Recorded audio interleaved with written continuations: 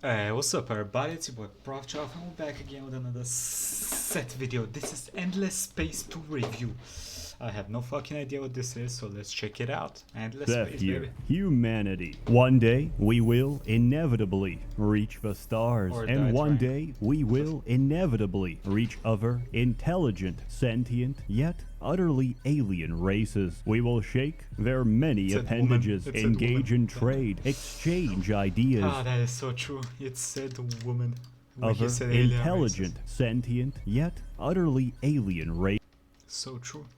We will shake their many appendages, engage in trade, exchange ideas, and even attempt diplomacy. But we all know, inevitably, how this has to end.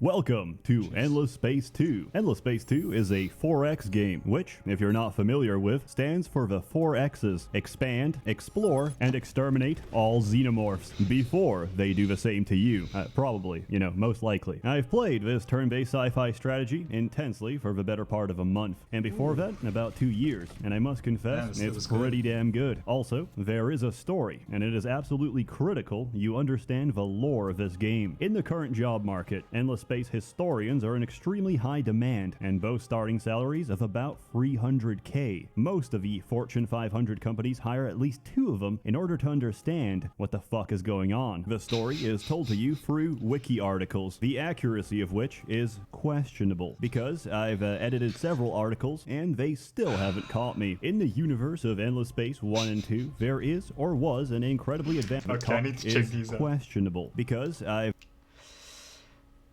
Ratio Prime is the word I'm also says the vacation plan, John Breezy, advanced clothing.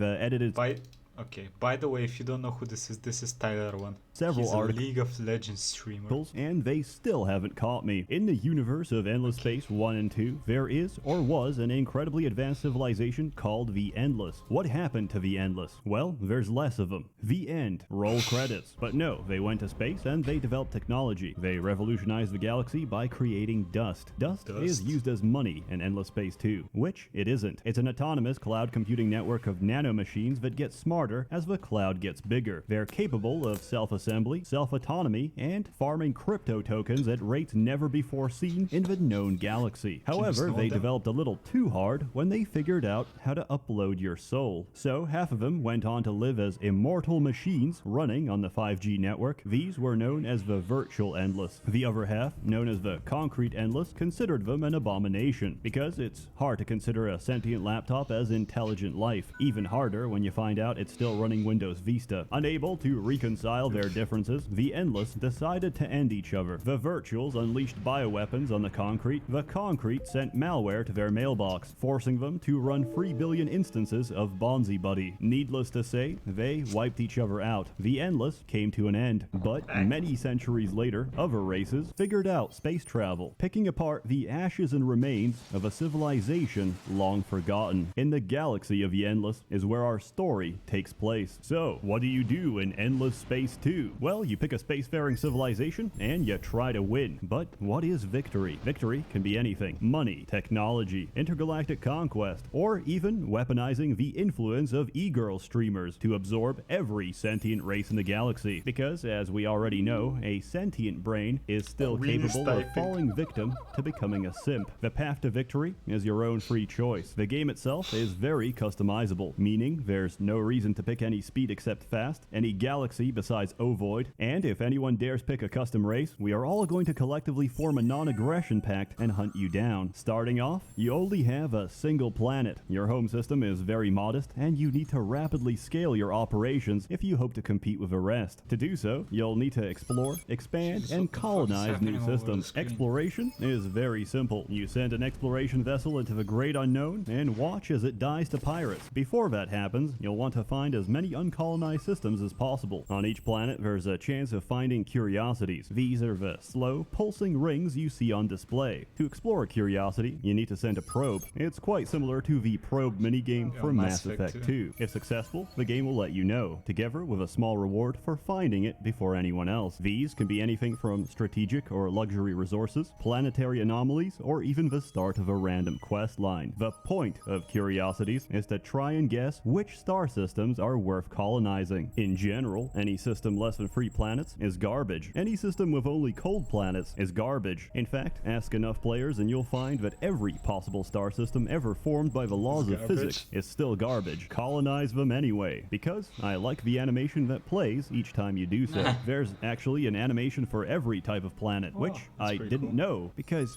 who the fuck colonizes a gas giant as their first choice of planet? It's like, where are we dropping, boys? Oh yeah, on the burning gas giant. How are we meant to walk on a gas giant? Very carefully. Anyway, I'm losing track. You choose a star system, and you pick a more reasonable type of planet to be the base of your colony. Most factions can't settle a system. Okay, we're back. My bad. To form an outpost, send colony support, and convince any other players contesting the system to cease their aggressive expansionism. You can do this through liberal policies, such as stealing their food supplies, or less liberal policies, also known as an interplanetary blockade, with a sole purpose. What is that, Seth? Policies, also known as an...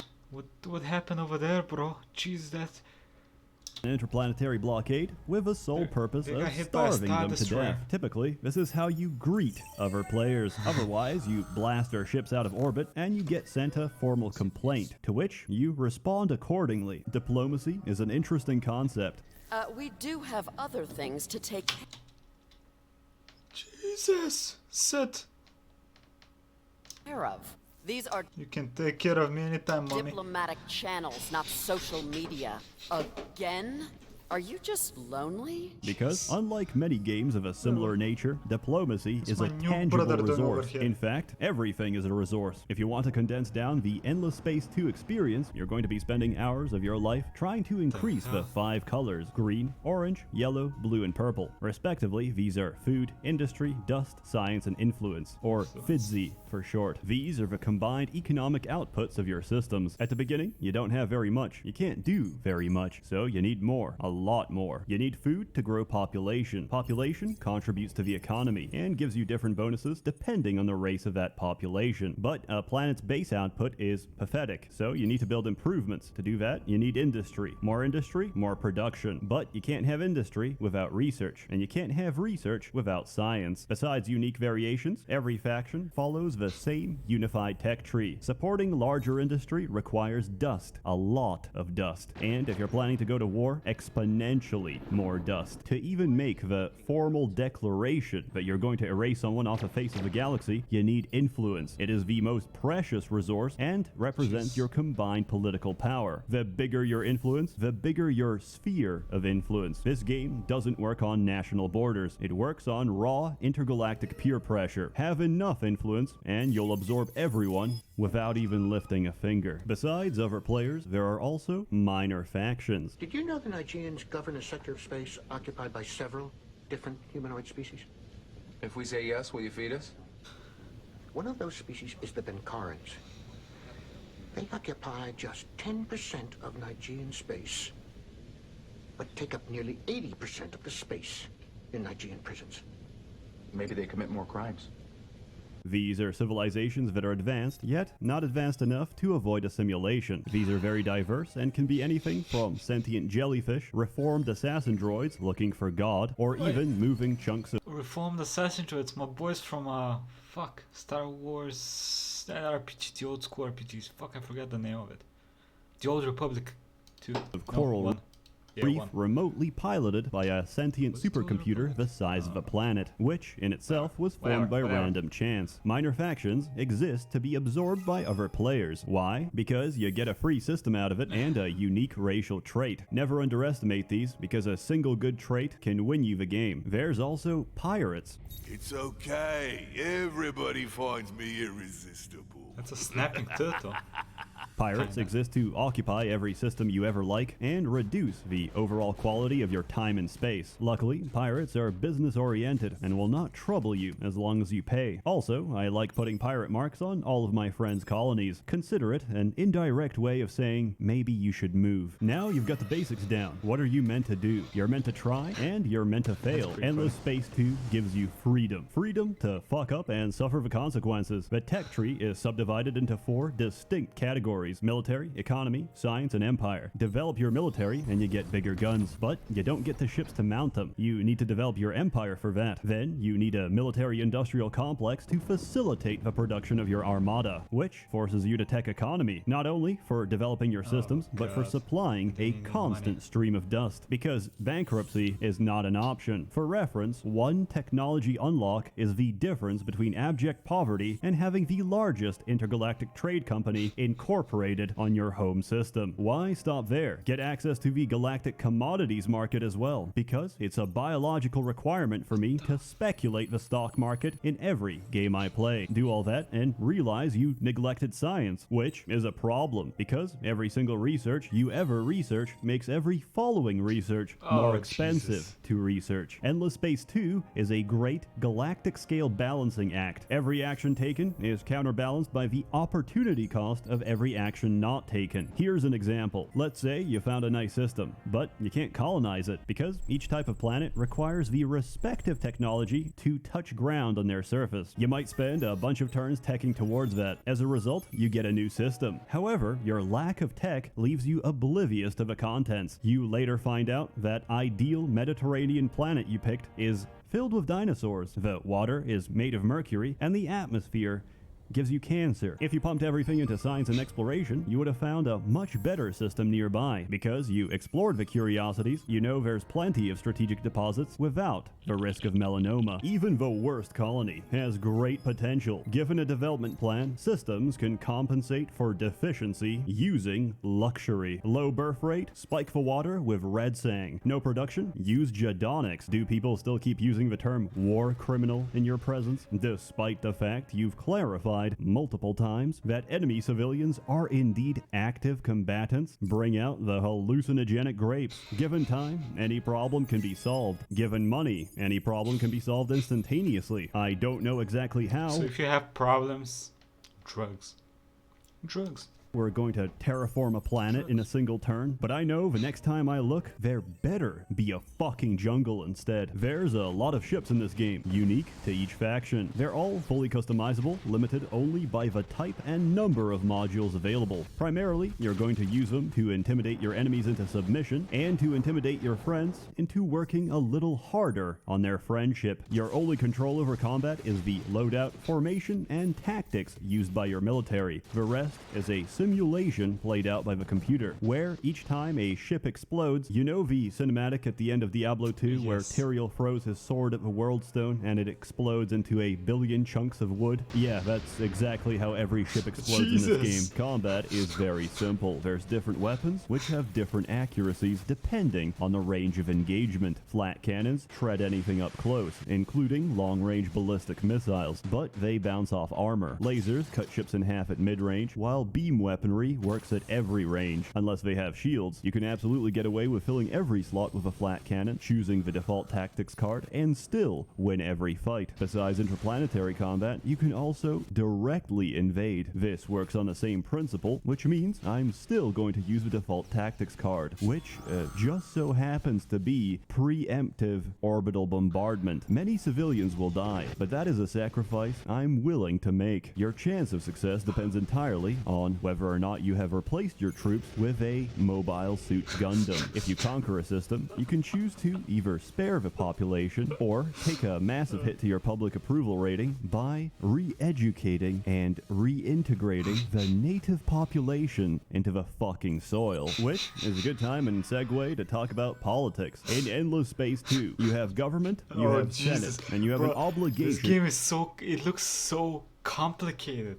I mean, it looks fun, but Jesus, to so represent many your people, which is why things we to- have a dictatorship. Power to the masses is power to the upper classes, and any Jesus, Jabba. proletariat will see the wisdom of my words. Politics is all-encompassing in Endless Space 2. Any action you take, endorse, or sponsor will shift the political axis of your entire empire. As with real life, the opinions of your people are difficult to manage, their motivations difficult to guess. There's a total of 6 different party ideologies you can choose to support, each two a pair of polar opposites: religious and scientific, militarist and pacifist, ecological and industrial. On top of that, you've got your government. This controls your party representation and how much corruption you can get away with. Democracy has the widest free party representation. It is also the most corrupt, because I have no control over my elections. Republics and federations are generally more progressive, offering less representation and more opportunities to correct the result of any rigged election. Dictatorship completely removes the need for underhanded tactics and ensures that all voices are heard and represented by the single party I choose. Every political party holding office has representatives. These are not your average man. These are Jesus. heroes recruited from the academy. But what is the academy? You know how I said dust is currency and dust is Yes. essentially a cloud computing nanite swarm? Yes. Now, imagine smoking it, because the Academy does exactly that. You're hiring nanite-augmented crackheads to rule your empire. These are very diverse in both race and specialization. They each have their own unique and interesting These are very diverse in both race and specialization. They each have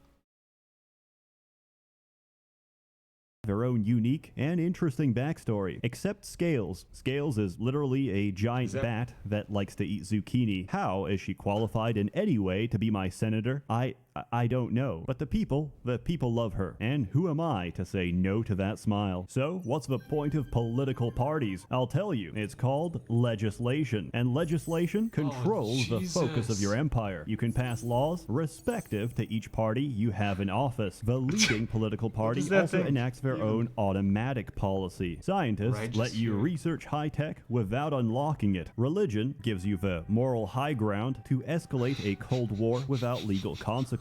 Industrialism uses the economy Crusading. to finance the economy by expanding the economy. How could ecology possibly compete? Well, by giving the public announcement that we don't exactly know how to live on a volcano, so let's do it anyway. Militarist rhetoric not only removes the political cost of war, it actively encourages you to go to war with absolutely everyone. And finally, the pacifists can, at any time, without your consent, force you into a state of peace. Passing law costs influence, awful. depending on the size of your empire. The longer a party stays in power, the more laws you have to choose from. For example, state-enforced eugenics and mandatory sterilization of other races who Sins aren't of the your own is a lesser relatively races. simple law to pass with minimal political experience. Asking everyone to work overtime requires a level of finesse and eloquence only seen in the most Machiavellian of politicians. Unlike many 4X games, Endless Space 2 has quests. Most of these are faction-specific story missions with branching political options to suit your empire. They're quite interesting, they give you something to do, and most of all, they give you permanent upgrades for the rest of the game. You also have multiplayer. How do you play multiplayer? It's quite simple. You all connect to a game, you play for about 50 turns, you forget to make backups of your game, and then everyone collectively desynchronizes. It's basically playing Crusader Kings 2 multiplayer. Welcome Same shit. to Endless Space 2 multiplayer. With all that covered, you've got a general idea of how to play Endless Space 2. Now, let's get to the fun stuff. The factions. There are currently 12 different races to Well. choose. I'm gonna cover them all. The Sophons are a race of intellectuals. Despite this, they talk in a British accent. They're overdeveloped geckos that love science and hate personal health and safety. The less people know a technology, the faster Sophons can obtain it. If you want a fairly vanilla faction with an easy science victory, go play the Sophonity. Conversely, Sorry, Link. I can't give credit. Come back when you're a little, richer. we have the Lumeris, whose entire ethos, motivation, and philosophy can be crystallized in one word: money. For the Lumeris, no problem is too great, as long as you throw piles of money at it. They also have my favorite faction leader. Commerce, baby.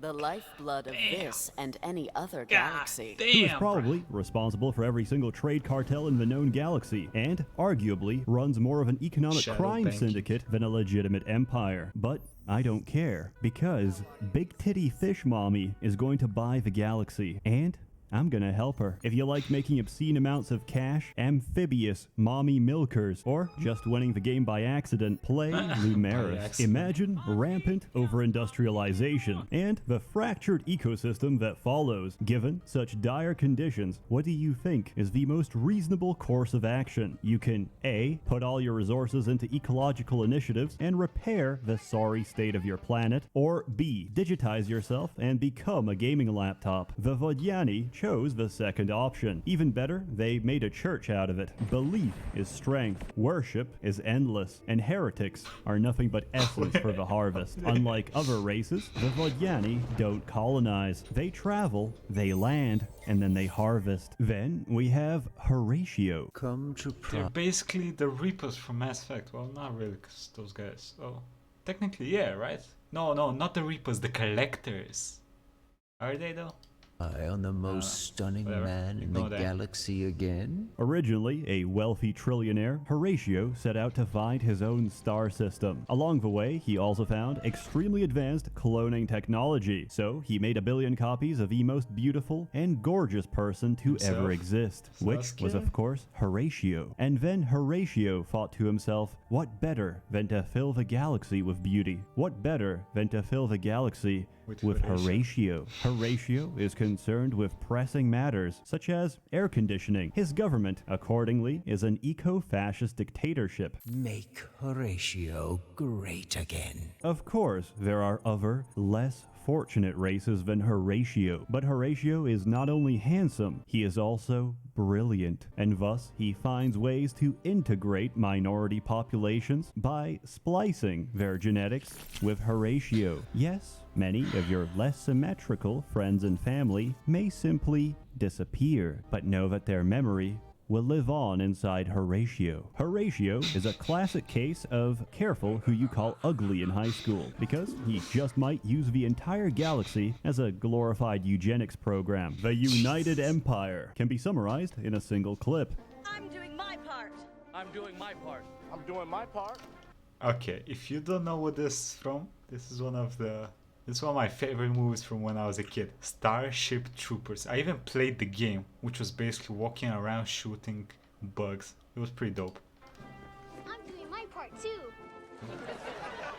The United Empire is an imperialist, expansionist federation where the will of the emperor is absolute. Any construction, any technology, any luxury he so desires, the empire provides. For the emperor It's like does the Empire not from ask, 40K. he commands. And the raw influence of his voice can make the impossible into reality. If you want to play not only the most industrious faction, but also the one that generates the most influence just by being industrious, try the United Empire. Propaganda, patriotism, and the greatest of military-industrial complexes await you. Enlist today, service guarantees citizenship. So far, everyone I covered at least have the option of diplomacy. But what if that's just not in your nature? What do you sound like when you scream?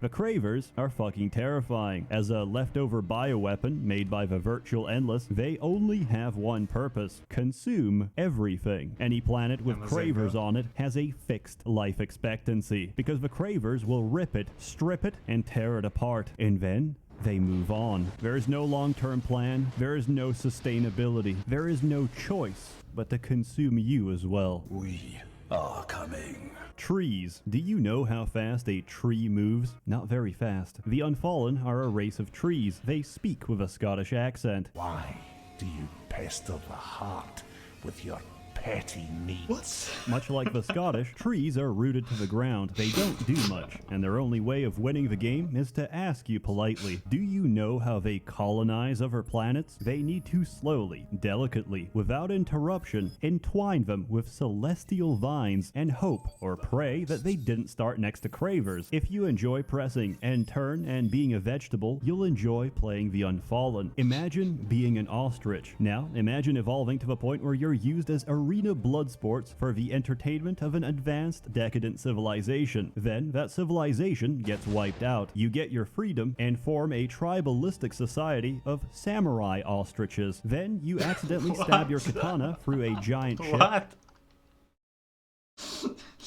And suddenly, you're a major faction. The Hisho were added with the Supremacy DLC, together with the main source of tears and salt on the Endless Space 2 forums, Behemoths. Behemoths are multi-purpose, capital-class ships. They can support the bureaucracy, plutocracy, or theocracy, accelerate genocide, accommodate homicide, extract resources in a remote situation, and even terraform planets for improved habitation. They can do anything. That's why they're insanely expensive, and you get very few of them. But that's not why people got upset. They got upset because the Behemoth is a precursor to something a little more concerning. A planet killer is morally dubious, leaves millions of grieving survivors, and generally causes public unrest. A system killer accelerates a megaton nuclear payload directly at the sun, causing it to expand into a red supergiant as the core collapses and begins to fuse hydrogen. In a single nanosecond, all life in that solar system is gonna need some SPF 70 sunscreen. The Obliterator is a system killer, which... That sounds very balanced, especially around multiplayer. That would be pretty awesome. is made by upgrading a Behemoth, and prior to many updates and patches, had no effect on public relations. I found this incredibly entertaining. Because the missile actually has to travel to its destination, it often took several turns for enemy players to see the ball of light quickly approaching their home system. At this point, you will notice something, the chat functionality, inside which you will see a stream of colorful messages calling you a number of racial slurs, after which the player will mysteriously disconnect and add you as a friend on Steam. Even after numerous nerfs, the Hisho stand tall. For the Hisho, combat isn't just about winning, it's about honor, which they call Kai because they're a race of weeaboo samurai chickens. The more honorable your actions, the more Kai you generate, the more obedient your empire. And if it ever falls too low, just remember, Aztec blood sacrifices are a great way of gaining popularity. Vaulters are the DLC race designed to completely invalidate the Sophons, because for Vaulters, location is no issue. We've got portals for that. Disconnected system with no clear star lane? Even better. The typical Vaulter player will usually fuck off to the four corners of a galaxy and quietly win a science victory before we can even find them. Also, their mothership, the Argosy, can be used as a two-way portal. I very much enjoy parking outside an enemy system, warping in my Obliterator, and cooking them instantaneously. The Riftborn are Tetris blocks from another universe, which is currently overrun with super AIDS. In a last act of desperation, the Riftborn entered our universe. To them, it's a dystopian reality filled with all manner of squirming, wriggling creatures that piss and shit everywhere. From their perspective, they just took a one-way ticket to hell. However, they don't judge. They just want to survive. Unlike us, Riftborn aren't born. They're made in the construction queue. Otherwise, they work a lot like us, except in reverse. Terrestrial planet, I sleep. 1,000-degree lava planet with no trace of life? Real shit. Colonize immediately. Hey, it's a race of abstract geometric polygons. Give them a break. Luckily, they can also break reality by compressing or dilating the flow of time. And if you've ever been to a college fraternity, you'll have no problem pronouncing their names. The second last DLC, Penumbra, introduced a controversial mechanic: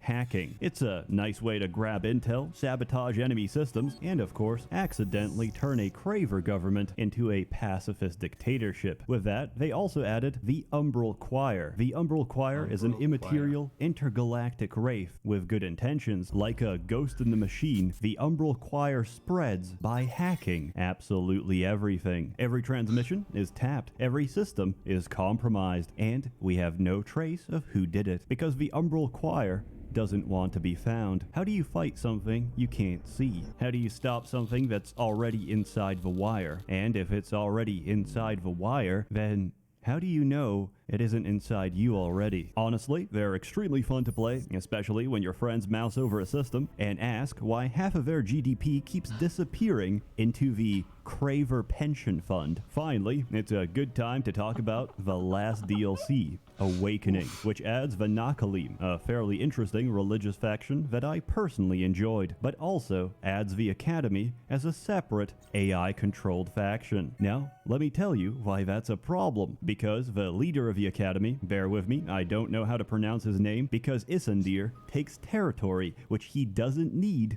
away from players. He can also enter your territory, destroy your fleets, and siege your planets. But Lord forbid you manage to sink one of Isandir's ships, which, by the way, are stronger than any other faction. That's an act of aggression, and he's going to ask you to pay reparations. Small side note, if you're getting harassed and abused by Isandir and you want him to stop, you can't. Until you discover the location of the Academy, you can't even do diplomacy. Now, let's say you forgive all that. You're open-minded, and you're wondering, what's the point of a new Academy? I am once again asking for your financial support. Every 10 turns, Isandir will ask for your most generous financial contribution to the Academy. The highest contributions will get their preferred position within the Academy. After another 10 turns, I am once again asking for your financial support. Also, he's been expertly programmed to forget any positive relations you had before, which may surprise you, since he'll go back to neutral and start attacking you. Better pay up, because you can't... when he's at neutral, he's attacking you. When he's angry at you, you have to pay him. And in order for him to be allied with you, you need to pay him. And you cannot destroy him because he's OP. Yeah, sounds very interesting. Contribute to the Academy until you've paid reparations. If you try to take his home system, he'll demand you give it back and pay reparations. Who the fuck made this shit? Oh right, it's not even the same studio. They outsourced this. I'm from Buenos Aires, and I say kill them all! Yeah! All the other DLC up until Penumbra, fantastic. Love it. Awakening is about $13 you can spend to make the game worse. It's such garbage that even if I got it for free, I'd still ask for a refund. We could talk hours about strategy, metagame, and the eternal question we always return to. Is Endless Space 2 balanced? No, it is not. There are many mods to try and fix this, but ultimately, part of what makes this game so interesting is the element of randomness, forcing you to adapt and overcome the circumstances to the best of your ability. There's many players out there who will constantly demand you remake the game, citing that they don't have an optimal 5-planet system adjacent to them and can't possibly compete. If you don't, they disconnect. The equivalent American retard? What did that guy say? To them and can't possibly compete. If you don't, Plujem na tebe guvno jedan. What is that? Is that I mean, I can sort of understand it, so it must be one of the Balkan languages or some shit like similar to that. Because I can... Guvno is shit. Tebe is you. Na is two. Plujem, I think, is spit. Spit on you, shit, something. I don't know what the last word is. The equivalent of this is being born on planet Earth to a middle-class family and immediately committing suicide to try and re-roll for better RNG. Because if I can't be born as the son of a wealthy Middle Eastern sheikh, I may as well not be born. Endless Space 2 is a wonderfully designed and beautifully made game with such a level of pace and intrigue that I actually bought a legal copy. I've played it for 2 years and I still keep coming back. It satisfies every tick box I ever wanted for a civilization game in space. It's enjoyable and relaxing both in single player and in multiplayer. You're probably going to desynchronize before anyone actually gets angry. I like the music and I enjoy amphibious mommy milkers. I give Endless Space 2 an extremely high score. I am also issuing a public fatwa against anyone responsible for the Awakening DLC. This time there's no discount because my inside man had a talk with Sega. Their formal response: fuck off. So I recommend waiting for a sale, buying on discount, or using other legal methods of purchase that I am not yet aware of. As always, more content to come, so stay tuned. I'm sorry for all the delays. Streaming really put me back. A warm thanks to the many members of the Merchants Guild, generously funding and bankrolling these videos. Miss some kind of joke? No. Well, that was Seth's Endless Space 2 review. I'm probably not gonna play. It looks fun. But I'm not a big fan of civilization type games like those 4X, whatever you call them. I'm not a fan of these types of games. They're just not for me. Real-time strategies, yeah, baby. These, not really. You know what I mean? Total War games, I love them. These ones, Heroes games, I love them. These, So I probably won't play this, but it looks really fun. It looks like it has a shit ton of depth. It's pretty complex. It looks pretty fun. Besides the final DLC, that looks like shit, bro. Anyway, let me know what y'all think. Like, comment, subscribe, and I'll see you next time, everybody. Have a nice day.